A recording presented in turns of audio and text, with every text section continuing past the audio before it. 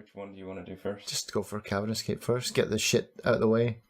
Thank you for tuning in to another episode of Buyer's Remorse with Darren and Justin.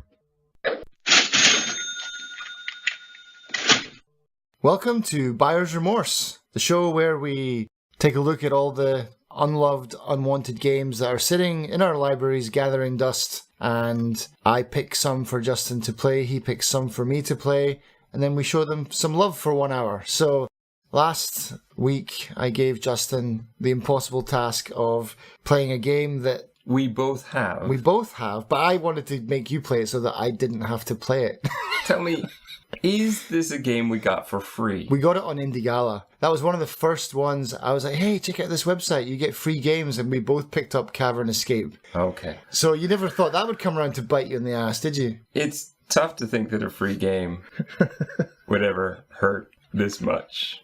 I don't know, where do we begin? What happened after installation? Well, let's talk about installation, because this game is only 53 megabytes of information. It is... That's a Microsoft Word document, man. Tiny, yeah. I don't know if it's quite that small, but it is 53 megabytes. It is small. And I started off my notes by saying Cavern Escape, 53 megabytes of fun? Question mark. The answer is no. I'm just going to say that right now. Spoilers. No. There are really no spoilers for this game. Oh, this game is... I hate to bash on indie developers. I'm sure that they were new when they were making this. I'm sure that they were just trying something out. If you and I ever put together levels or something, they're probably going to be horrible when we put them out into the world. But my goodness. This is one of those few times where you get something for free, and the only thing it takes from you is time, but you want it back. 1 hour. Well, let's talk first, I guess, tags, because I always forget tags. I thought about the tags for the podcast, like originally, and it's always me that forgets until the day of, and I go, oh, yeah, I haven't made any tags. So I'm not exactly sure even how to define this game. Let's save the tags for the end, because I'll make them up as I go. This game is essentially a game where you're a character that looks like a cube on top of a cone with eyes, which sounds bad, but it actually looks kind of cute. However, it has virtually zero animation to it. That's fine. I don't really need it. There are all kinds of games where, for example, you're a marble moving it around, and you don't really need your piece to actually have personality. It does have a weird steaming thing coming out of the top of his head, which I guess was to make it look better, but I think it was just unnecessary. Especially considering that same animation is used for the torches in the cavern to light it. So at times it's a little confusing. I don't know how to properly explain this game. Well, what happens when you start it up? Okay, so you start up the game, and I played it windowed, which is fine. I probably shouldn't have, though, because I wanted any distraction rather than playing this game. I open it up. You have, I think, just the option of play. There was something else, and then our other games, which, incidentally, our other games, I clicked on it. It didn't go anywhere. Oh. So maybe that was something for the future. Perhaps, though, I've heard rumor that they do have another game out. Maybe they just didn't want anyone to associate the new game with this one. I think it is possible. I hit start, and you go in and you see that there is a crystal counter, so you know that you're going to be earning crystals. There is a blue square and a green square, which is locked. So I went into circle. So it's a blue circle and a green circle. I go into the blue circle, and I start with number 1, because everything else is locked. So I go into the first level, and already there are some issues. It looks good at this point. I won't argue with that. Simple, but good. I am fine with the way that the game looks. I have no problem with this. However, this is a puzzle-ish platforming kind of game. It's not even really a puzzle. It's more a platform, to be honest. Except you're not doing platforms. You just have to weave around obstacles. So you're basically just scooting your little guy along, because he has no legs, so he just kind of floats. around spikes, around blocks on chains that will fall on your head, around lava, around moving balls of spikes on it, that kind of thing. That's essentially all you're doing, is trying to get from one end to the other. However, they've tried to put it at an angle both visually and also the level itself. The horizontal plane is at an angle. So now it's more difficult to figure out where you actually are on the board. So when you're walking around or sliding around, it's very difficult to know where you are and how close you are to the dangers, and sometimes it's pretty tight. I already know this is going to be bad when I see this, because this is a very frustrating thing for me always. I've never liked this kind of angled view in pretty much any kind of game of this kind. Even shooting games that have done this in the past. Like I played on PlayStation Project Overkill, which used this same kind of angled level, and I found it very frustrating all the time. Up isn't exactly up. I know what you mean. It's like, when I saw the screenshots of it, it looked like that kind... Did you ever play Head Over Heels? No. On like Commodore or Spectrum? It's like that angled thing. You control two dogs, or a cat and a dog. And yeah, it's like, so left isn't left, it's more like a north-west on the board kind of thing, yeah. So I'm kind of used to that.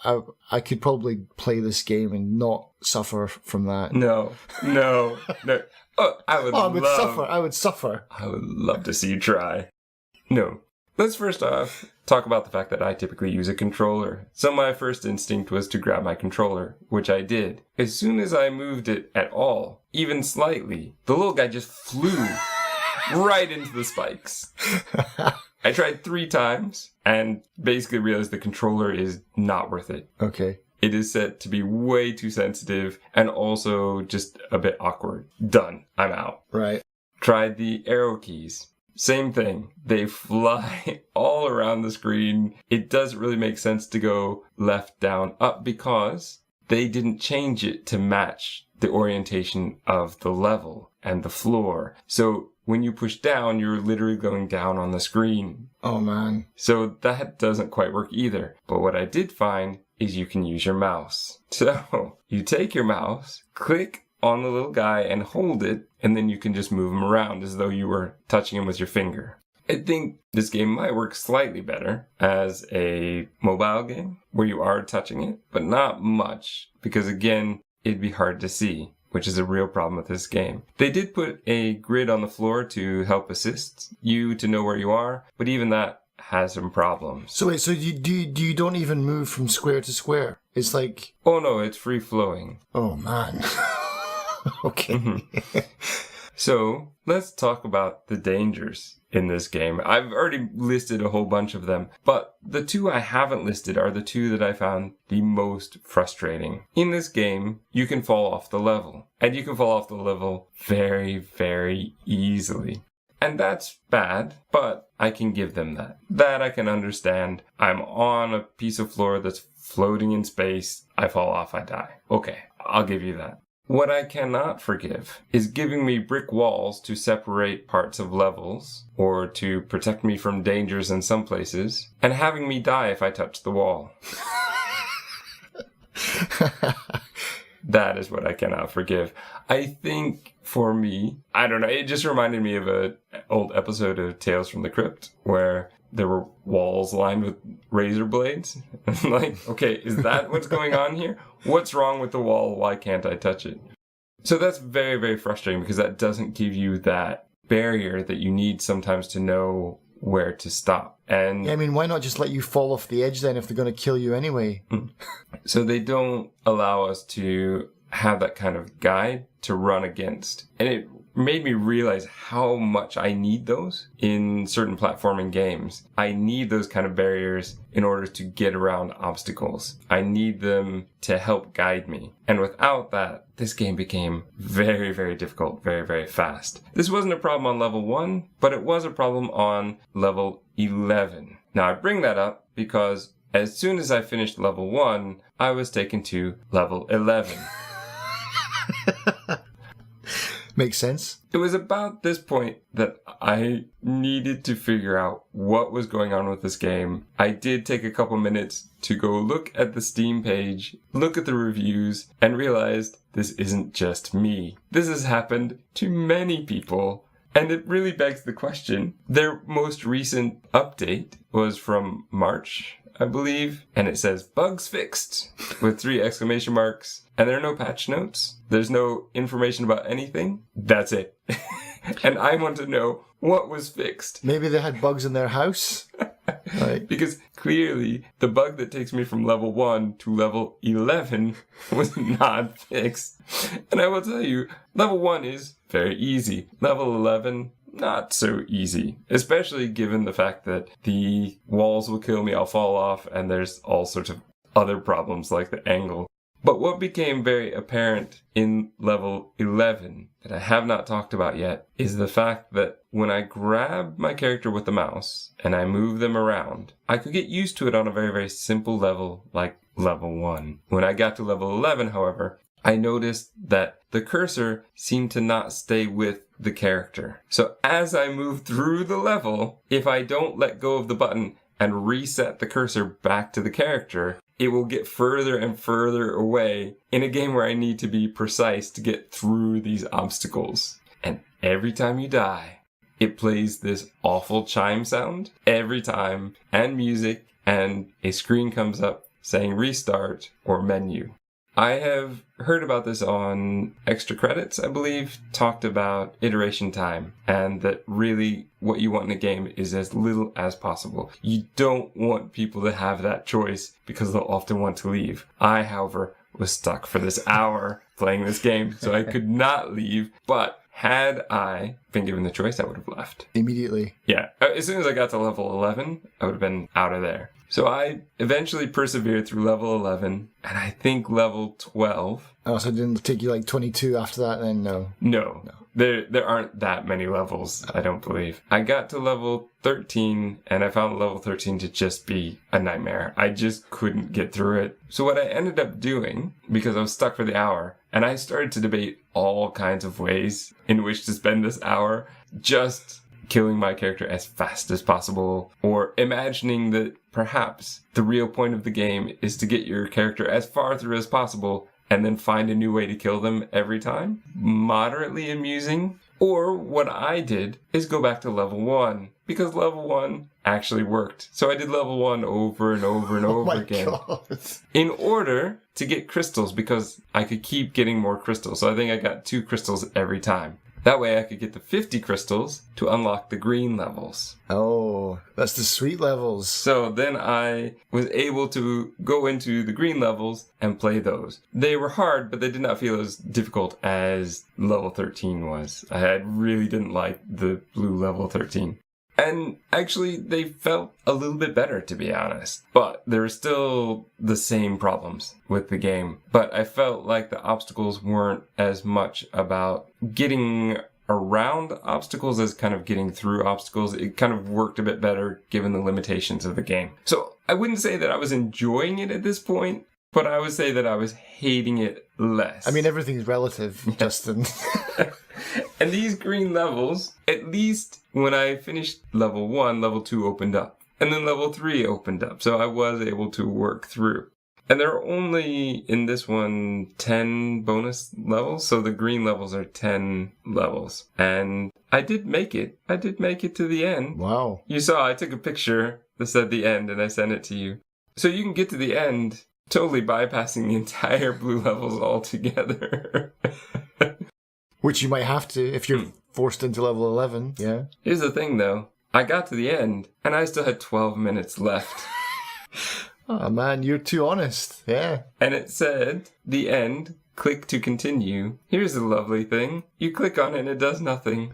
Just nothing. It's just frozen. And how I wanted to not be honest at this point, and just let it idle for 12 minutes more. I could have. Why didn't I do that? I so wanted to put on a podcast. Because I was secretly watching your broadcast on Steam. And is he playing it? Is he playing it? No, I wasn't. I'm kidding. Yeah. I was tempted to make you, to see what I was I was going tempted through. to actually come and watch it, but I didn't want to rub salt in the wound. No, I would have let you watch it. I definitely would have let you watch it because I wanted you to see things. That's why I recorded a video for you. Please explain what you saw in the video. Okay, so I saw a very nice level where you seem to be standing on a tile and there was an enemy moving back and forth. Like I assume you would have to time it so you can run through when he's out of the way, but you were standing directly in the path and he was just moving through you? Yes. So here is one of the biggest problems of this game. Things are not always where they're supposed to be. So I found there were times I was standing through a wall. There were times I was standing in a place where things could go right through me. I would sometimes run into a wall long before I actually got to the wall. So there were times where I didn't know what killed me because there was nothing in the area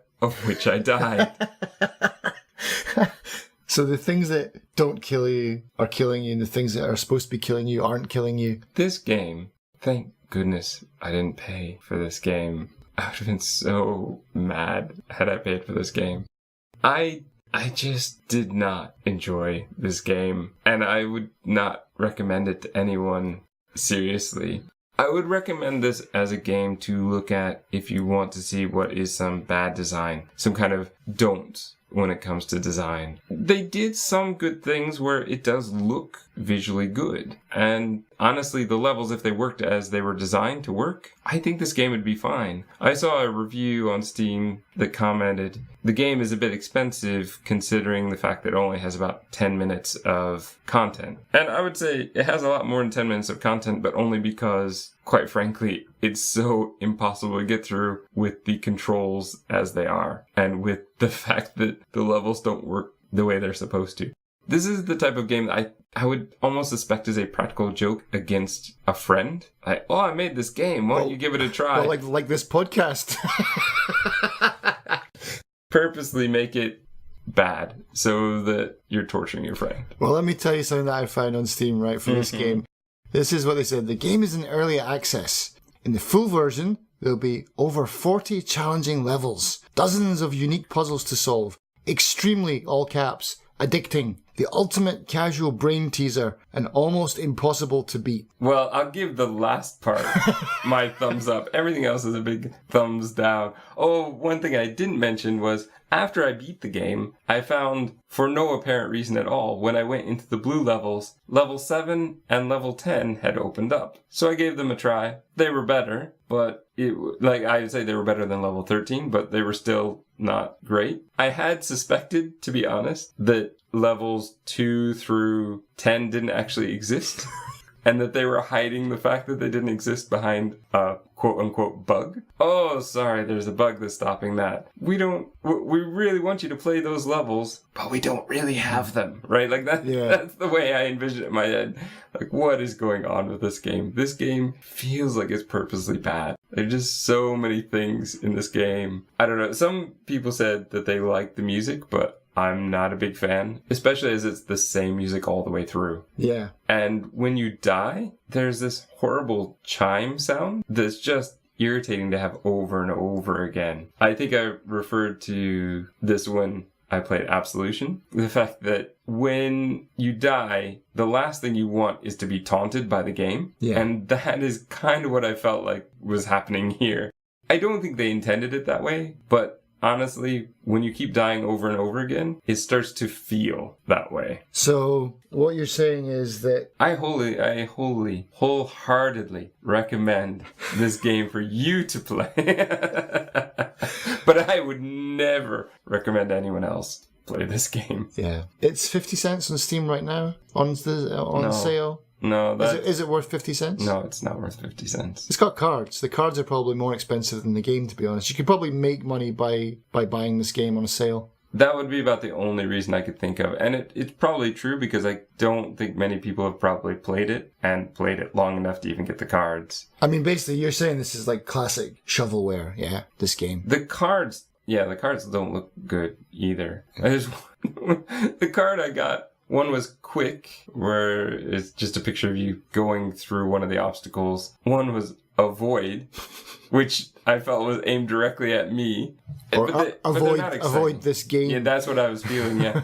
I don't think there was anything to the cards. Like, they just didn't look that impressive. That's why when we were talking about another game last night, I was surprised that it didn't have cards, because even these kinds of games have cards, and they seem like they must not be that difficult to put out.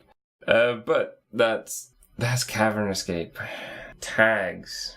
I don't know what tags I would give this. Honestly, I can't think of anything really good to say. I mean, do we give bad tags? Is that an existing thing? I think it should be. I'm going to start just making them up. Can the tags... God awful. There you go. There's a tag. But would the tag be taken... Can the developer take the tag away? Because I never see any tags that are like awful or bad mechanics or controls broken. I don't ever see anything like that on the Steam page. So, I mean, obviously, we, for the podcast, for our purposes, we can make up whatever we want, but could they? Could they remove tags? Yeah. I guess they could petition them and say, oh, no, my game isn't actually survival horror, it's whatever, yeah, please take down that tag. I suppose they could. But yeah, if you're going to give them tags like Black Death, then yeah, they're going to want it to take that away immediately. So, if I had to give it 3, the 3 tags I would give it are unnecessary deaths, bad mechanics. I don't know the third one. I would want to say something like, nice try, but no cigar, right? The old saying. I don't want to discourage them from trying again, but they would have to learn from their mistakes and not make this thing again. And honestly, they shouldn't be charging for this game. This is the kind of game you should be getting for free. You say it's 50 cents now. That's not the base price. That's the sale price. No, that's like an 87% discount. It should not be that much. This game should not be that much. No one should ever pay that much for this game. 50 cents at most. I feel like that should be the base price of this game. It doesn't work. Like, it just doesn't work. The game doesn't work. It feels awful to play. I see what they were trying to do, but they didn't quite do it. And that description that you read, that sounds like the type of people who have no idea what they've made compared to a good game. It's almost like they've never played. Or they're just charlatans, Could be. Again, if this is a practical joke, okay. A kind of Andy Kaufman-esque style joke, okay. Yeah. But no, I would not recommend this to anyone, except perhaps you, because you already have it, and you've already tortured me with it. I think I'm going to have to play it now. I'm going to have to try just to see how bad it is. By all means, do. Come back at some point. Tell us how long you played for, and try not to break your computer. It's not worth it. Yeah. All right. Yeah. Remorse. Thanks for listening, everyone. If you like the short podcast and you want to listen to a longer one, we have another podcast called Filling in the Gaps, where we take a look at puzzle games or puzzling movies, kind of mind benders, and try and take them apart and put them back together again. So you can find us over there. We also have a Steam group where we give away games, and we do puzzles over there too to win those games. Or you can get a hold of us if you have questions or suggestions at buyersremorsepodcast@gmail.com. No apostrophe.